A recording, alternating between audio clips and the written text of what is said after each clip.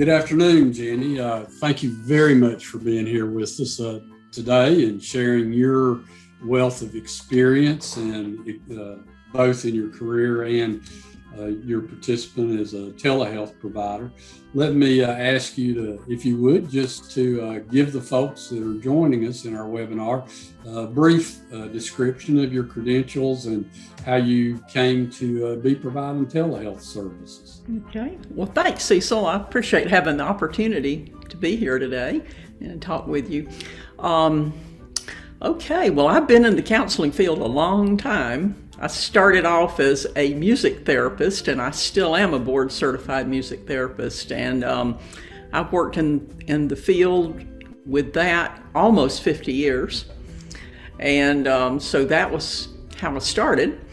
From that, I went on to get a doctorate in counselor education at the University of South Carolina, and then started a blended practice where I work with music therapy alongside with verbal therapies and some expressive arts therapy. So it's kind of a unique blend, I guess, of therapy, but I love it. And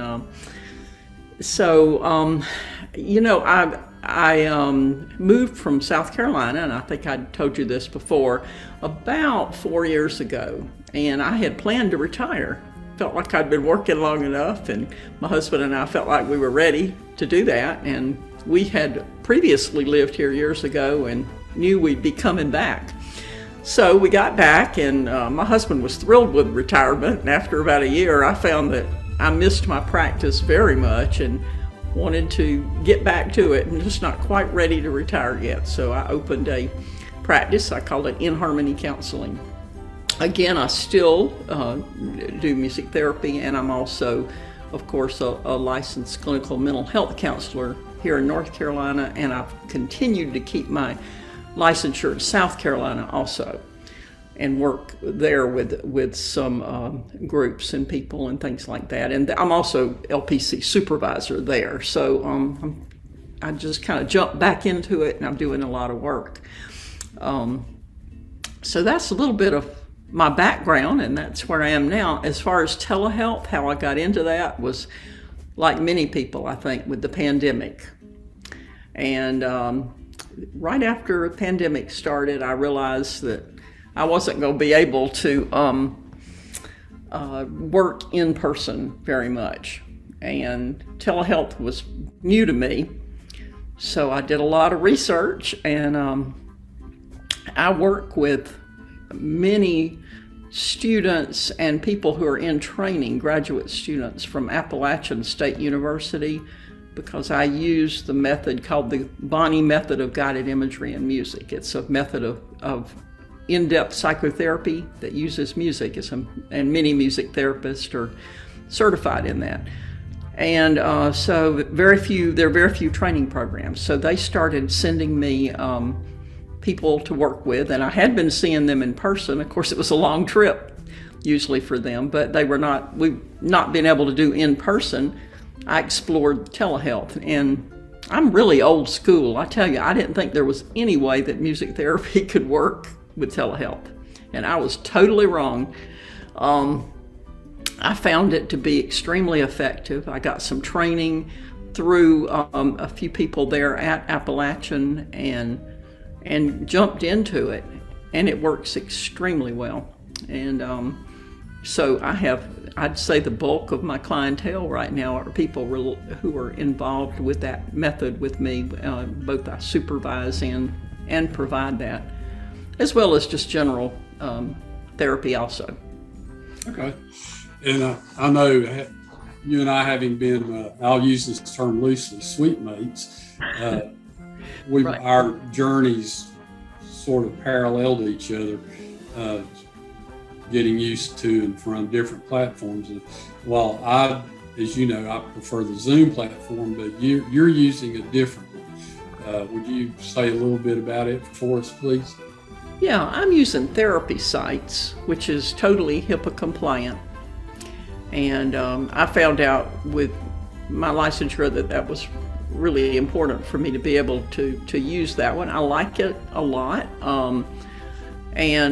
So far I haven't had any major problems with it. They keep expanding and adding things on into the way they do things. If I need help, I'm able to get it pretty quickly. So yeah, again, it's called Therapy Sites, and I have my website through them also.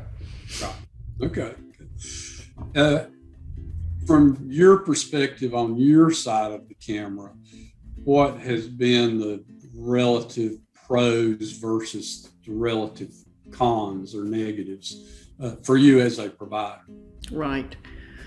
Well, definitely a pro is accessibility for consumers. And again, since I'm working with so many clients who are not local, and that had been true from the beginning here, and these were, a lot of people were in school, graduate students, didn't have, time was so valuable to them that they're able to hop on to Telehealth and have a session with me, and that's a big pro.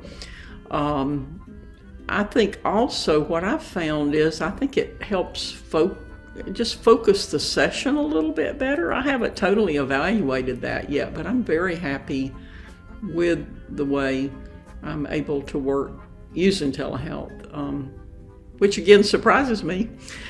There are definitely some drawbacks. One is losing internet connection. It doesn't happen very much. I've had very few problems with that.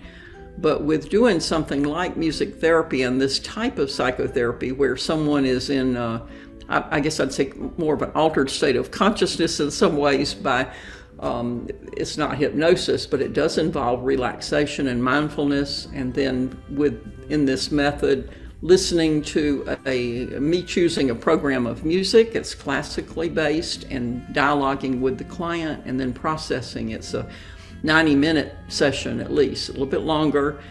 And if you lose internet connection during that time, it can be just disconcerting for sure. So I've had to put some safety guards to that by making sure that we have each other's phone numbers and talking a lot about that up front, just in case I lose the connection. Right. So, Plan B. Yes. Another issue, of course, that has evolved here as I've been working in telehealth is that now, during pandemic, during the state of emergency, things were a little bit different. Now we have to, of course, have licensure in the state where we are, where the client is, as well as where we are. So I've had to be very sure that, that I'm only working with people in South Carolina or North Carolina, and that my clients are in South Carolina or North Carolina. And also, I felt like I needed a little bit of specialized training, so I went back and, as I know, like you have a certification in telehealth counseling, and keeping that up yearly is a little more expensive. Another thing to add on. Yes. Yeah. Yeah. Okay. What now that's on your side of the camera. What about same type of question for the folks on the other side of the camera? Have they provided you any specific feedback one way or the other? I have had quite a bit, and that's a very good point. And again, I was worried about it from the beginning. I felt like the physical presence of being with clients, that's the way I was trained. I felt like it was really important. I found maybe, I can just think of 2 clients I've had who keep saying, I wish I were there in person with you, wish we were together. But for the most part, I think the clients have feel like it's working well. At least they're coming back, so that's a good sign. That is a good sign. Yeah. Just a kind of a nut and bolt question around the music therapy piece. Are you both playing an instrument during the session, or are instruments even played during the session? Yeah, instruments are, now of course if I were doing typical music therapy that often would happen, but I have really specialized in this guided imagery and music, and that's the only type of music therapy I'm providing right now. And it's a real specialty area, but it involves, I play the music, sharing that through my computer, and folks are listening to that as we're dialoguing. So they're using earphones. We all use earbuds, and the music has to be good quality. Right. Yeah, and just playing it through the computer without using the computer audio is not good quality. And that's another setting that folks need to be aware of when you are using that. You need to look into that setting as well. And looking at you have an original sound setting, which is also important. I mean, for example, I'm a consumer here with dulcimer lessons. When I moved back to Western North Carolina, I've been taking that very seriously and taking lessons, dulcimer lessons. And it's important that when you're producing the sound, you have to put it on that setting for original sound. And it's, I don't have that on now because we're talking, but actually, I guess you may have it on. Okay, but if you have instruments, it really changes the sound and is much higher quality if you use original sound. Okay, I don't play an instrument, so I wasn't aware of that. Yeah. One of the things that we've talked about in the webinar is telehealth's not for everybody, and not necessarily speaking of the music therapy or supervision, but I don't know, maybe it was the same question. How do you assess for appropriateness for your consumer using telehealth? Well, that's a very important question, and I do an assessment and do that usually, at the very front end when people say they're interested, whether it's verbal counseling, traditional verbal counseling, or music therapy. So we set up a time to meet, and actually I offer that at no charge. It's just an interview, just like we're talking now. Right. And if I ask questions to find out if that person has any problems with any kind of condition that would affect their thinking, otherwise psychotic thinking. Mm-hmm. And I would not be able to accept someone over telehealth. And I don't know if that's typical for most people, but practitioners, but for me, would just not, I don't think that would be a very good idea. So I have to assess that first of all. And then I have forms that do that too. And therapy sites is real good about that. You're able to send HIPAA compliant things back and forth so clients can fill out those checklists and all of that before we make that commitment. And then I have paperwork too with the agreement and go over that. And I have a handout for virtual work where we have to talk about that. So there's a lot, as you know, a lot involved, much more on the front end, I think, than with most situations. Yes. And I know I've found that you have widely varying degrees of computer literacy. Yes. And there have been times where before we could do the assessment, we've done some computer literacy classes. How do I do, which I'm real happy to do because I think that has other benefits in the long run to the consumer. Sure. And it's a sense of accomplishment for many people. I did this kind of thing. I know, yeah. That's all. I'm always happy to assist with that. Mm-hmm. One of the concepts that in this particular webinar we're talking about is Zoom fatigue. Have you personally run into Zoom fatigue? And if so, how do you handle it? Yeah, I sure have for myself. I mean, my old eyes already get tired, and then I find that looking at a computer screen most of the day is very difficult. So I put a good bit of time in between sessions. I don't run them back to back like I used to in person. And I think that's part of self-care, is being aware of that. Also, as you know, it's just really different. We're sitting here talking, but it's different than being in person in many ways. And I think that's just can wear you out because you're aware of every little thing and want it to go right, and especially if you're the practitioner. So yes, I've experienced that. I've read a lot about it. I think it's a real phenomenon that we have to worry about. Yeah. Okay. Well, just before we close, I'd like to do what I call a webinar tip.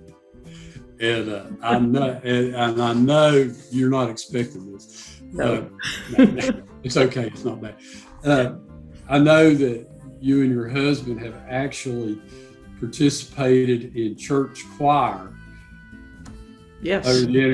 Would you mind sharing just briefly what that's been like for you? Oh, no, I'm always happy to talk about that. Well, we belong to St. Andrew's Episcopal Church in Canton, and it's a small but wonderful church, and the music is very important for both my husband and myself, and we have a great choir director, organist choir director, parish musician, so she worked it out so that we had Zoom choir practice by Zoom once a week during the whole pandemic. We've just started back in the last month, in-person services. We first started with outdoor services after a year and then transitioned back into the church. So, singing by Zoom is very interesting. You can't sing together really, but you can take turns and listen to each other. And then we would often, on Sundays, participate that way. So it's pretty exciting. I write music too. That's why composition is one of my backgrounds. So I use the computer for that too. So it's been in some ways very challenging and interesting during the pandemic. Maybe one of the only good things I could find about the pandemic. I believe we call that a silver lining. Yeah, some kind of silver lining. Yeah. All right. Well, I know that you have an appointment coming up here in just a few minutes. So let me, Jennie, thank you for your time and your patience with me and your willingness to share your expertise in this area. It's very much appreciated. And I will say goodbye and many, many thanks on behalf of all of us. Thank you for all you're doing. Thank you. Okay. Bye-bye. See you soon. Okay.